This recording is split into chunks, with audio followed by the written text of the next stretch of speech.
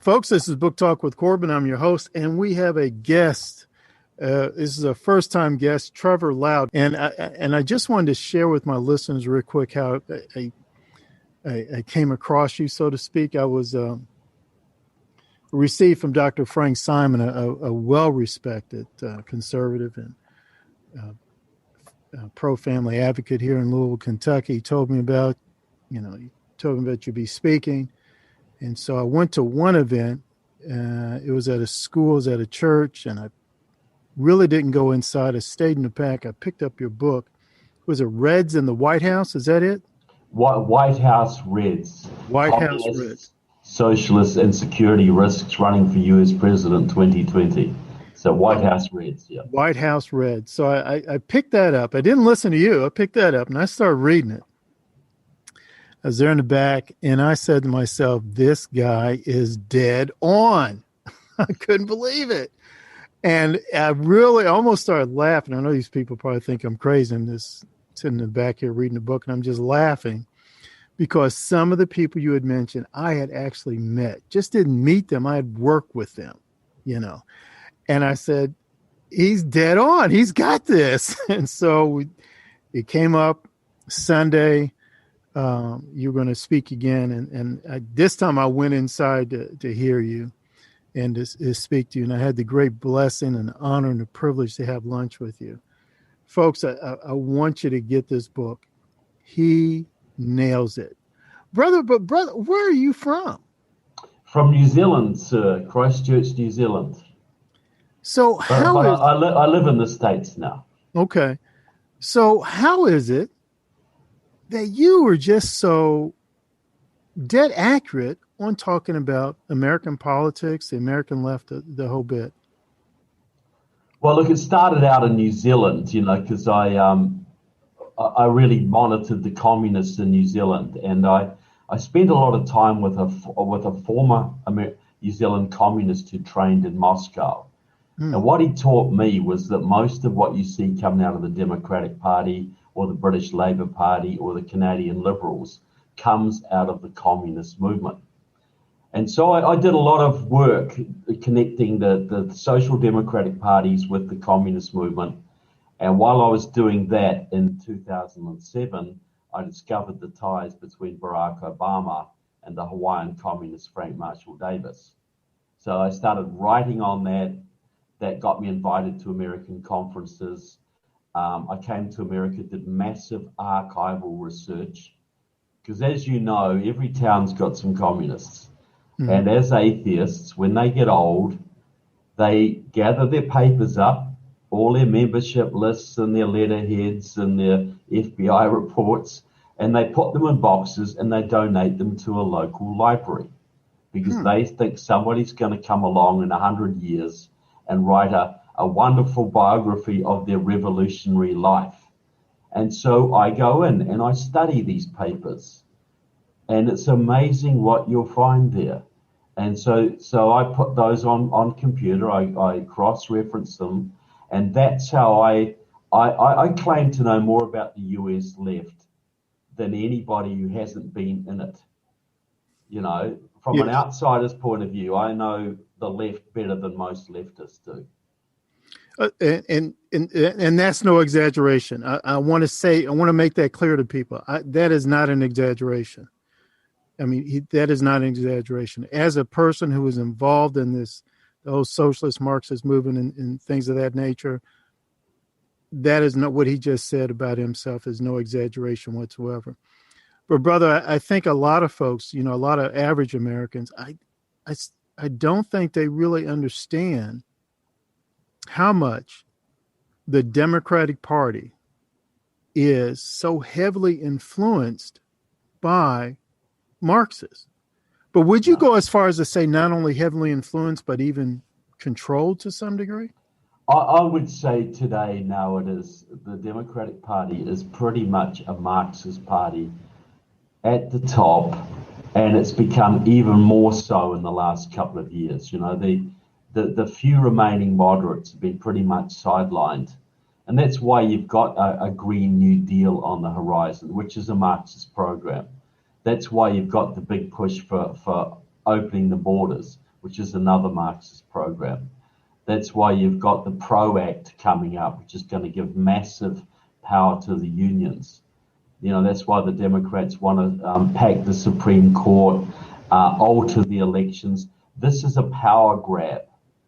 And if Lenin was in the White House today, I think he'd be doing pretty much what the Biden-Harris team is doing. If he wanted to consolidate power over the United States, I think he'd be pretty happy with what's happening right now. Wow. And one of the tools, maybe there's a better way to say it, but it seems like one of the tools the Democratic Party is trying to use is the tool of racism. Absolutely, yeah. Yeah. I mean, and that's really just, they're really not, do you believe that there's a real concern in their part for equality and justice for Black folk in America? Or do you think this is something that they're using to, as you say, power grab? Yeah, well, I think there's some genuine concern amongst some of them, but overall, they are using the Black population, as they're now starting to use the Asian American population, the Native American population, the gay population. They will get any minority with a grievance. And if the grievance has some validity, that makes it easier. And so they will use these not to reconcile the races, but to create greater division, to break down the social structures of the country, to create chaos so they can make a power grab. This is a very, very cynical exercise.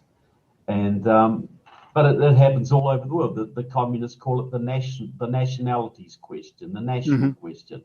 You'd know that. You would have studied that. Yeah. So it comes from Stalin. You pick a minority, you encourage a nationalist streak in there to break up the country, to create division within the country. They use that with the Catholics in Northern Ireland. They use it with the Finns in Sweden, the Laplanders in Finland. They use it with the Black population in America. The original plan was to create a Black republic in the South, to get Florida and Mississippi and Alabama to create their own Black republic, to split away. But that wasn't very practical back in those days. So they eventually changed to using the Black population to increase the power of the Democratic Party. And as they had heavily infiltrated the Democratic Party, the Black population was used as a reliable vote. But now you've got the Maoists coming in with their Black Lives Matter, and they're actually sort of going back a little bit to the old strategies of the first part of the century, encouraging Black separatism, Black political control over certain areas. But it's all Marxist. It's all some variation of Marxism-Leninism. Yeah. And the Black population is the meat in the sandwich. It's the hammer they are using to basically divide the nation. And I just want to say to my listeners, when Brother Trevor talked about that whole, what they call Stalin would put forth the national question, and then, they were advocating the Black South nation solution. If you have any doubt about that, read the book Black Bolshevik by Harry Haywood. I mean, that's what I'm going to say on that. Just read that. I mean, it was obvious. And Harry Haywood actually went to Moscow and stuff and presented this and to the CP there, and came back to the United States, part of the CP USA, and they were actually trying to use this as a strategy to do exactly what Brother Trevor just outlined. Again, this man is just not pulling stuff out of the air, folks. This is documented. This is thoroughly documented, and you got to read his book. Brother, give us the title of that book again, and tell us where we can buy it. Okay, it's White House Reds, Communist, Socialist, and Security Risks Running for the U.S. Presidency 2020. So White House Reds, you can get it on Amazon, but we don't like to support Amazon if we can help it. Best to go to my website, trevorloudon.com. Okay. Loudon is Loudon, so trevorloudon.com. And it's probably best not to Google that. Put it in the search bar at the top of the page, because Google won't bring it up. My store is there, and if you order it through me, you can get a signed copy. I will sign it for you as well. So trevorloudon.com, White House Reds, Communist, Socialist, and Security Risks running for US President 2020.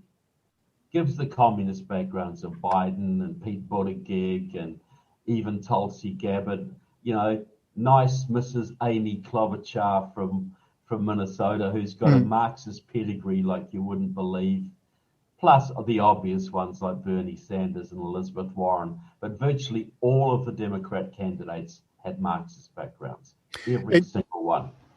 You had mentioned Bernie Sanders, and I was reading, and by the way, folks, I don't know if Brother Trevor agrees with me on this or not, but I firmly believe that Bernie Sanders did win the Democratic Party nomination. I think they snatched it from him. Yeah. But I'm not crying tears for him over that. Here's what concerns me: that he almost won. Yeah. He almost got it.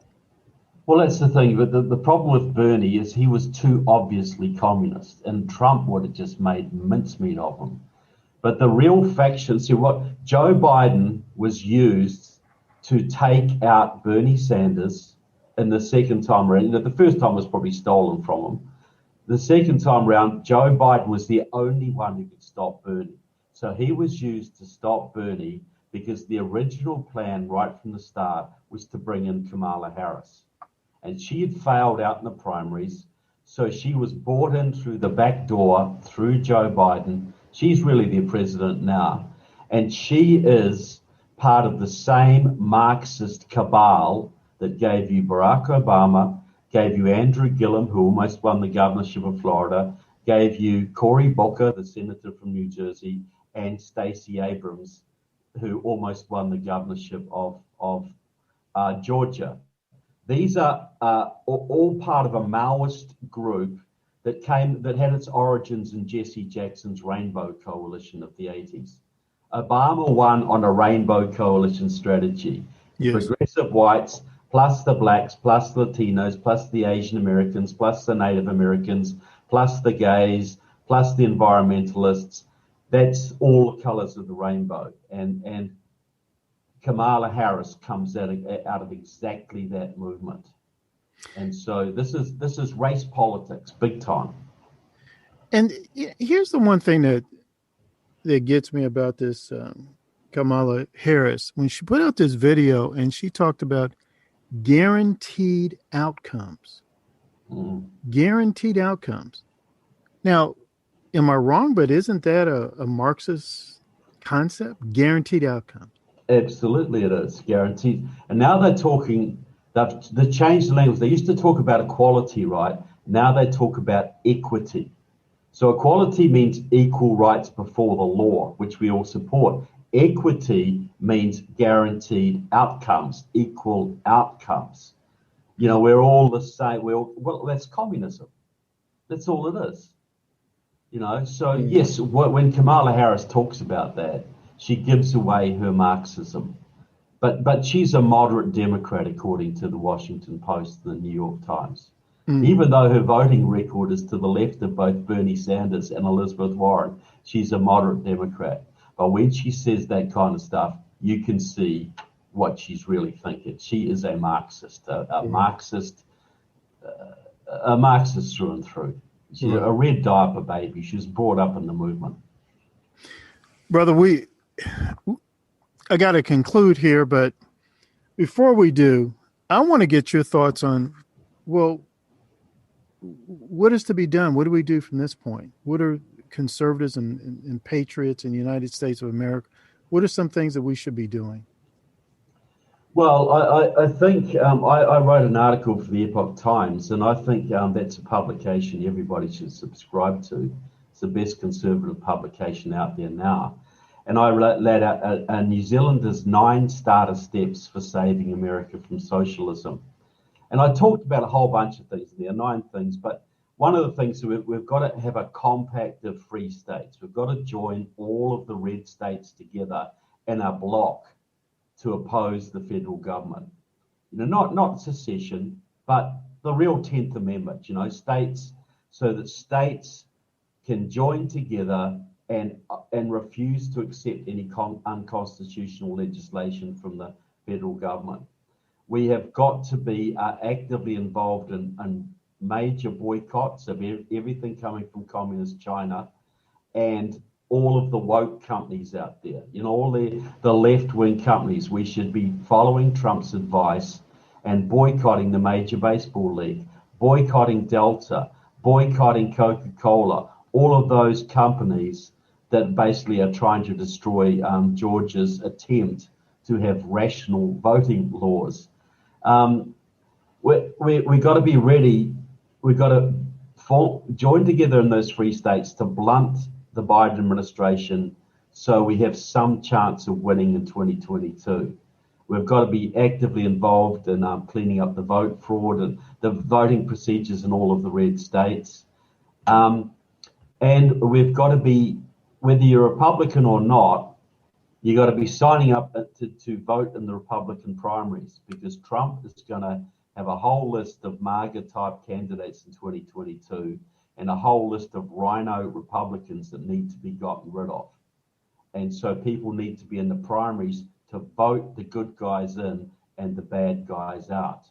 Mm-hmm. Because we're not, the communists aren't winning in America because they're so clever. They're winning because conservatives and Republicans have been so damn gutless and so damn stupid for so damn long. That's really the truth of it. Wow. You've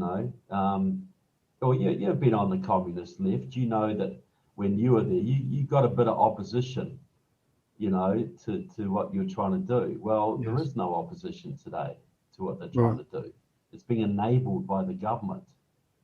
So we have to face that reality. The first step I said in my article was face reality. We're in a communist revolution now. We have to treat it accordingly. And then I lay out the next 8 steps that we can do both individually and at state level to counter what's happening. Wow. You're so right, brother. I want to thank you for your time. I want to urge my listeners, please pick up that book, go to that website, trevorloudon.com, and don't just get one copy of White House Reds. Get 2. One for yourself, and then give another one to a patriot. And maybe even, who knows if it'll help or not, plant a seed. Give one to one of these knucklehead college and university students. Oh, my Lord. Well, I used to be a little pinko when I was young, and an economics teacher turned me around. You've gone the same journey, Corbin. You've met certain people at certain times who have planted new ideas in your head. And they might take a while to germinate, but they do germinate, don't they? We've both been through a similar a transition. So, yeah, we don't give up on these people. They will be our friends one day, many of them. So, but right now we got to build the base. We've got to get our people on board. I just want to say it's a pleasure talking to you, Corbin. It's as someone who's been on the left like you, when you say that I know what I'm talking about, that's a high compliment. All right. So well, thank you, brother. It's a pleasure, brother. Thank you, and I hope you can come on again sometime. Absolutely, I'd love to. All right, brother. I will be in touch. Anytime, sir. All right.